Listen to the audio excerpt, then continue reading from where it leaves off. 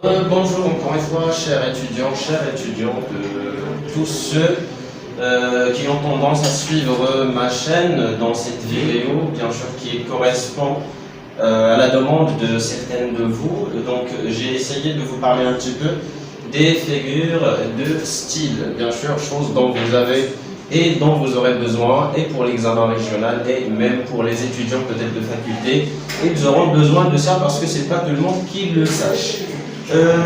Bon, pour parler des figures de style, donc je ne vais pas passer avant de vous dire qu'il y en a 4 types de ces figures, notamment les figures d'analogie, je vais vous expliquer ce que c'est, les figures d'atténuation et aussi les figures d'insistance. Commençons par les figures d'analogie, donc commençons par la figure la plus connue, c'est la comparaison. Donc j'ai donné un exemple qui est plus clair.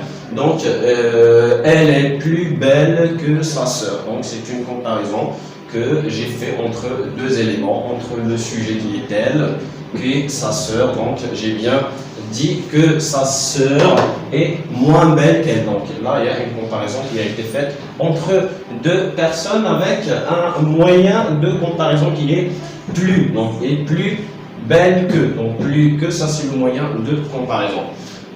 Par contre, il y a une autre figure qui ressemble à la première qui est la comparaison, c'est la métaphore. C'est quoi la différence entre la métaphore et la comparaison? C'est que en comparaison, nous utilisons toujours un moyen de comparaison qui est plus que, moins que, aussi que, ainsi de suite. Mais au niveau de la métaphore, c'est une phrase dont nous avons exprimé une comparaison, mais sans moyen de comparaison. Le chevalier est un lion. Pour qu'il soit comparaison, il fallait dire le chevalier est comme un lion. Mais là, je disais le chevalier est un lion, donc ça reste une métaphore. Donc la différence entre la métaphore et la comparaison, c'est le moyen de comparaison. Troisièmement, c'est la personnification. Donc comme son nom l'indique, donc personnifier quelqu'un, c'est donner une caractéristique de quelque chose qui est animé à quelque chose qui est inanimé. Par exemple, si je dis le soleil sourit, donc nous savons très bien que le soleil ne sourit pas, donc le sourire c'est une caractéristique humaine, mais nous avons quand même attribué cette caractéristique du sourire au soleil, donc ça s'appelle la personnification. En arabe c'est at-tashkhis. En quatrième partie, il y a l'allégorie. Donc l'allégorie c'est pas compliqué. L'allégorie, c'est exprimer quelque chose d'abstrait pour quelque chose de concret. Par exemple, là, la flamme d'Antigone qui justifie le sacrifice d'aimant. Ici, on ne parle pas de la flamme comme la flamme, mais on parle de l'amour. Donc l'amour, c'est quelque chose qui est abstrait, qu'on ne peut pas toucher, qu'on ne peut pas voir, mais n'empêche parce qu'on lui a appelé la flamme qui est quelque chose de concret. Donc, comparaison, métaphore, personnification, l'allégorie, c'est les plus c'est les plus répétitifs. Ce sont les figures de style les plus utilisées. Mais avant de passer à autre chose, je vais vous dire que la figure de style, normalement, c'est quoi? Il faut bien comprendre ça avant même d'attaquer le reste. Une figure de style, c'est, je vais le dire en arabe, comme ça tout le monde va pouvoir comprendre, c'est zwaq diyal al-hadar. Ça veut dire, au lieu de parler d'une manière habituelle, au lieu de parler d'une manière soi-disant dont j'ai l'habitude de parler, bah, j'utilise une autre façon de parler pour peut-être pour toucher mon interlocuteur, peut-être pour convaincre mon interlocuteur. Voilà, donc ça, on peut en quelque sorte, entre parenthèses, la prosodie, ça s'utilise en poésie. Et c'est presque la même chose. Il faut juste savoir faire la distinction entre les deux. Donc les figures de style, c'est zwaq ديال الهضره، المحسنات البديهيه. اللي كنستعمل واحد الحوايج في الهضره ديالي باش كنقول هذا السيد كيهضر مزيان، واش شتي على اسلوب كيهضر به، واش شتي على. Donc هادشي كله كيجي غير من انطلاقا من les figures de style que cette personne a employé dans sa discussion.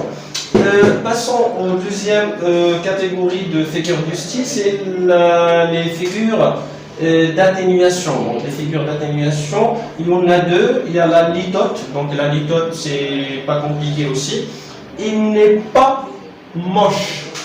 Il n'est pas moche. Machi ماشي خايبة, pour dire qu'il est beau, tout simplement. Je dis le contraire de ce que je pense. Par exemple, si je dis, nous avons l'habitude de faire ça les jeunes, vous avez l'habitude de le faire, une fille par exemple qui est belle, en passant à côté de toi, tu lui dis « Wa final khayba ». Donc toi tu as pensé autrement, mais au moins tu as annoncé le contraire de ce que tu penses. Excusez-moi, j'ai parlé de cette façon, mais c'est juste pour que vous puissiez comprendre. Deuxième, c'est l'euphémisme. Il nous a quittés pour dire qu'il est mort. Donc au lieu de dire qu'il est mort, parce que le fait de dire qu'il est mort c'est choquant, c'est pas facile de dire à quelqu'un que ton frère est mort, donc on lui dit il nous a quittés. Tu vois, on peut le mettre parce que et du coup on dit il nous a quittés au lieu de dire qu'il est mort, donc ça s'appelle euphémisme. Et j'espère que c'est clair. La troisième catégorie des figures, c'est les figures d'insistance. Les figures d'insistance, il y a l'hyperbole, l'anaphore, la gradation. Donc l'hyperbole, je donne un exemple toujours. Je t'attends depuis le matin. Par exemple, je ne sais pas dans George, ما جات السنه ثلاثه دونك بلاصه ما تقول لي راه عطيتي عليا تقول له ويلي صاحبي كنا نتسناوك من الصباح. سي اون سورت d'exagération. C'est une sorte d'exagération. مبالغه. Je t'attends depuis le matin. Donc c'est pour exprimer plutôt l'exagération. L'anaphore, c'est pas compliqué aussi comme les autres. Paris est une ville de lumière. Donc le fait de placer un mot toujours à la tête d'une phrase. Paris est la ville de lumière, Paris est la plus belle ville du monde, Paris c'est ça, Paris c'est cela, Paris c'est ceci. Donc ça s'appelle l'anaphore, c'est le fait de placer toujours un mot à la tête du phrase. Et bien sûr,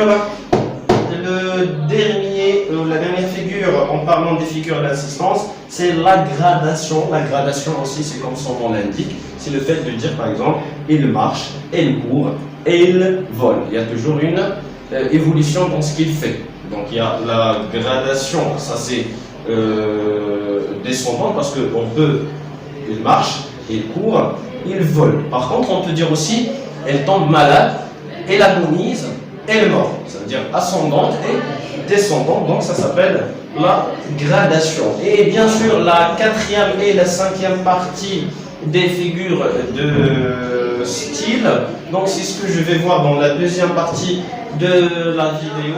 Pour terminer, il y a aussi ce qu'on appelle le chiasme. Donc le chiasme, c'est le fait de construire une phrase sous cette forme A, B, B, A. Regardez ici, on dit on vit pas pour manger, mais on mange pour vivre. Donc il y a un A et un B, un B et un A. Donc vie, manger, manger, vivre. Donc ça s'appelle le chiasme.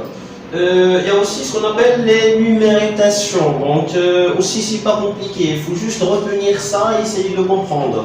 Le professeur fait beaucoup de choses, il prépare, il explique, il efface, etc. Donc il y a toute une énumération de 6 actions que ce professeur a fait. Donc quatrième catégorie de figures de style, c'est les figures d'opposition. Donc les figures d'opposition aussi, c'est toujours très simple comme je dis. Il va falloir juste se concentrer un petit peu sur les exemples que j'ai donnés et essayer de trouver d'autres exemples. Tu es très fort, tu vas réussir. Si jamais par exemple j'ai un élève paresseux dans ma classe qui fournit aucun effort, je vais lui dire tu es très fort, tu vas bien réussir. Ça veut dire que tu vas rien faire. Ça veut dire, je lui dis le contraire de ce qu'il fallait dire. Donc ça s'appelle l'antiphrase. L'antiphrase, c'est toujours le contraire de ce que je pense. Il y a aussi l'antithèse. L'antithèse, quand les anges, excusez-moi, il y a un S qui manque ici. Quand les anges viennent, les diables partent. Ça veut dire lorsque je place deux mots qui sont contradictoires en une seule phrase. Regardez ici, donc j'ai Il y a les anges, il y a les diables. Donc il y a toujours le S que j'ai oublié. Donc les anges et les diables, ce sont deux choses qui sont contradictoires. Et du coup, lorsqu'on les met dans une phrase, donc ça s'appelle l'antithèse. Et il y a aussi l'oxymore. Donc l'oxymore, donc je donne toujours un exemple.